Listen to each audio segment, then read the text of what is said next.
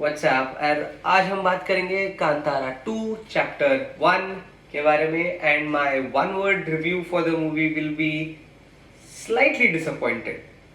Okay, there were two words. So let me break this down for you all, right?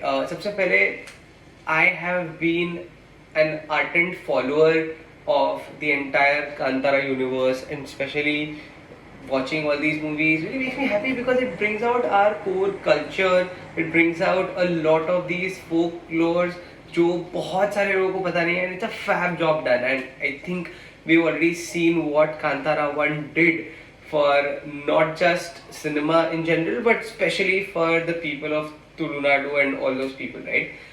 So let me tell you all, the entire movie is a technically outstanding movie. I mean, you talk about cinematography, it's great. You talk about direction, बहुत ज़बरदस्त है. I mean, you can literally see every person going out of their way to get something done.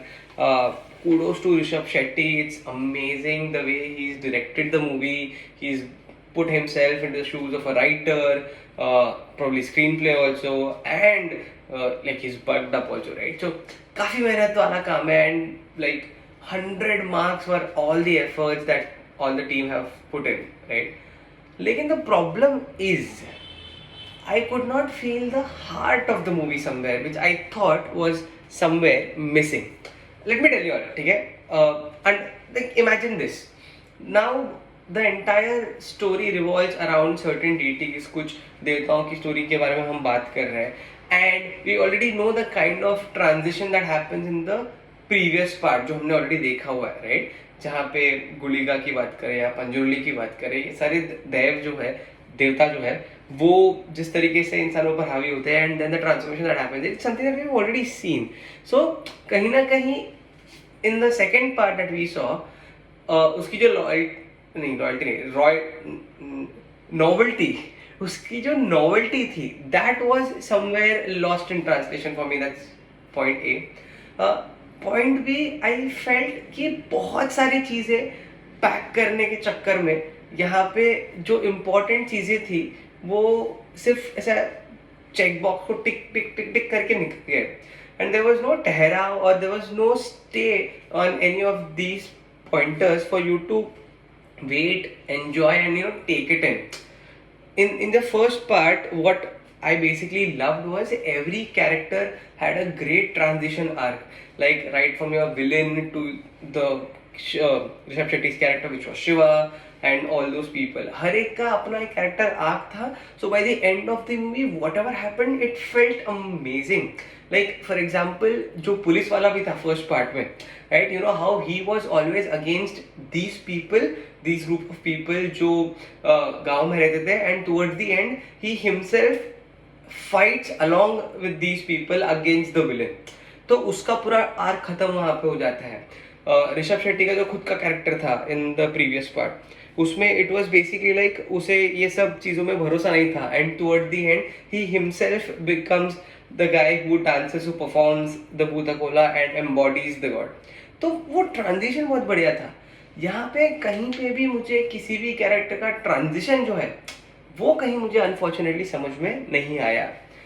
Along with that, probably what this could be just me and me only. The reason being for my disappointment कि मैं शायद बहुत कुछ expect कर रहा था, especially because I come from that region, तो मुझे बहुत सारी चीज़ें पता है. Secondly, another thing was मैं expect कर रहा था कि जो इन देवताओं की background story है उस पर हम काफ़ी ज़्यादा एक्सप्लोर करेंगे थोड़ा बहुत, because it talks about the origin, right? Title में लिखा था, और प्रॉब्ली क्योंकि Kadamba dynasty, one of the major dynasties in south, जब वो एस्टैब्लिश हुआ था, जिस तरीके से उन्होंने ये तुलुनाडु के लोगों को अपना रिलीजन फॉलो करने के लिए बढ़ावा दिया था, unlike other kings who used to force other people to follow the religion that the king used to follow. इन किंग्स ने जो लोकल लोग थे इनके रिलीजन को अपनाया, जिसकी वजह से उनके रिलीजन को बढ़ावा मिला, which is why you see all these cultures still existing down south. तो मुझे लगा वो सारी चीज़ों पे थोड़ी बहुत फोकस होगी, जो मेरे लिए एक्चुअली डिसअपॉइंटमेंट का काफ़ी बड़ा रीज़न था. That's point A. Another point being नहीं, एक्चुअली पॉइंट ए बी अपन ट्रैक नहीं करते, वो तो बहुत सारे पॉइंटर्स में निकल जाएंगे, but I just tell you why I am disappointed in the first place, right? I got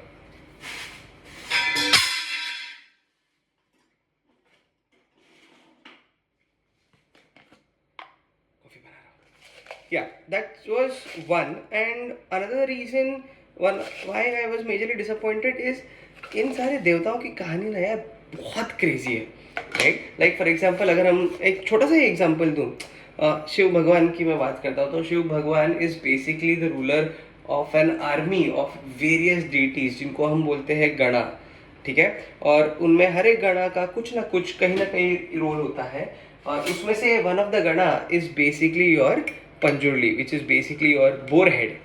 और उस पंजुर्ली को वो जो बोर था वहाँ पे जो शिव के कैलाश में उधर उधर आतंक मचा रहा था, because he used to just randomly go here and there and used to ruin the flowers and all the plantations, उसको नीचे भेज दिया, जा तू इधर से नीचे जा, तू बहुत डिस्टर्ब कर रहा है। But he was sent, when he was sent on the earth, he was sent with a responsibility कि तू जब जाएगा नीचे तो you'll ensure that you will take care of the people, etc., etc. So he comes down to earth and then he is responsible for taking care of people and not repeating the mistakes that is basically ruining the crops. Now see how beautifully this intertwines with the insight that अर्थ पे जब crops उगते हैं खेत में, तुम्हारे जो bourse होते हैं वो आके खेत के ऊपर चलते हैं और उनको बिगाड़ देते हैं, which is why people use to worship Panjurli, क्योंकि he is the head of all these boars, wild boars, ताकि उनके क्रॉप्स को नुकसान ना हो। So the mythology very easily fits into your common culture जो प्रैक्टिस चलती थी, right? Similarly, if you talk about the different kind of deities that these existed, जो exist करते थे उस time पे, deities कौन से होते थे? You had example there of सिर्फ, you had tiger which was Pili, you had Panjurli the boar, you have snakes, nagas who were being worshipped, you had oxen and bisons, etc. But why these four majorly? Like उस time पे लोग होते थे hunter gatherers and farmers. So hunters gatherers, farmers, hunter gatherers जब पहाड़ों में जंगलों में घूमते थे, tiger used to attack and eat them, snake used to bite them, oxens, bisons and boars crops खराब करते थे, तो ये प्रे भी उन्हीं को करते थे कि भाई हमें बचा लेना। So everything usually fits with all the mythological stories that exist, they basically fit with the common practices that people have with a very logical reason, and how beautifully these stories could have been explored and presented. Maybe this is the reason why I was disappointed कि मैं expect कर रहा था कि ये सब हो और वो नहीं हुआ। But again, to be honest, no questions asked when it comes to the amount of effort that these guys have put in. It's a great movie when it comes to technicality, and I'm sure बहुत सारे लोगों को पसंद आएगा, क्योंकि काफ़ी मासी तरीके से प्रेजेंट किया है उन्होंने, बहुत कुछ प्रेजेंट तो किया है, and I am sure a lot of people will love it. Even the graphics and VFX, if I talk about, it is top notch, and I was not really expecting कि something from Kannada film industry, KFI, Sandalwood, would be scaled to this massive level and would be done with so much precision and beauty. Also, one of my friends, Shrikant Pradyumna, has worked on the VFX, so shout out to my boy. But other than that, somewhere मुझे लगा मासी के चक्कर में the soul of the movie got lost, because of which मुझे थोड़ा movie कुछ जमा नहीं। Now see, I am someone who loved Pushpa 2. I am someone who enjoyed during Jawan. Now both these movies are technically brainless movies, but I knew before entering the theater कि मुझे दिमाग घर पे रख के आना है।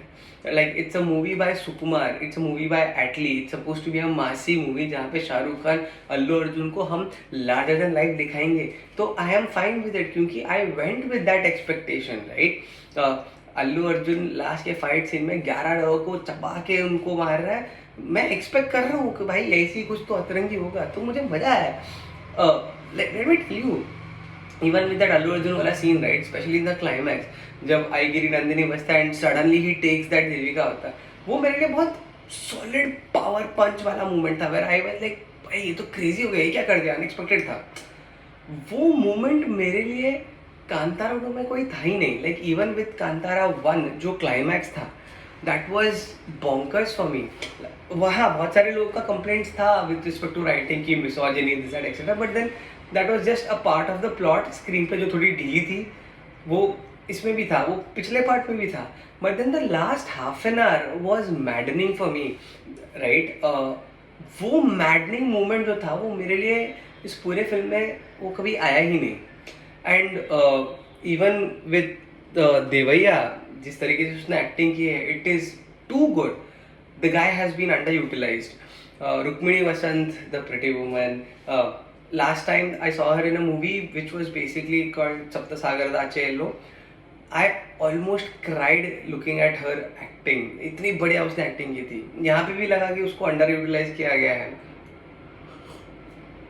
The problem is Kannada industry की अगर मैं बात करूँ तो there are these 3 crazy people right now. 3 Shetty brothers, Raj Shetty, Rakshit Shetty and Rishab Shetty. The way these 3 people are making movies and the way these people are writing their scripts, directing their movies and presenting basic human stories in a larger than life format, it is crazy. Just look at their filmography ये तीनों का and you'll understand what I'm talking about. Simple stories को इतने बढ़िया तरीके से, इतने insightful तरीके से इन्होंने प्रेजेंट किया है, तो it's bound to have good expectations, great expectations from these kind of people. So maybe that was the reason why I was थोड़ा sad कि शायद उतना मेरे को पता नहीं etcetera etcetera. But other than that, to be honest, it's a great movie. You should go watch it because you should support good movies. Probably इसके जोश में अगर चली तो अच्छे मूवीज़ बनेंगे और घटिया मूवीज़ नहीं बनेंगे. तुलसी और जो भी है, whatever the movie right now is in the theater. Yeah, that's all. See you.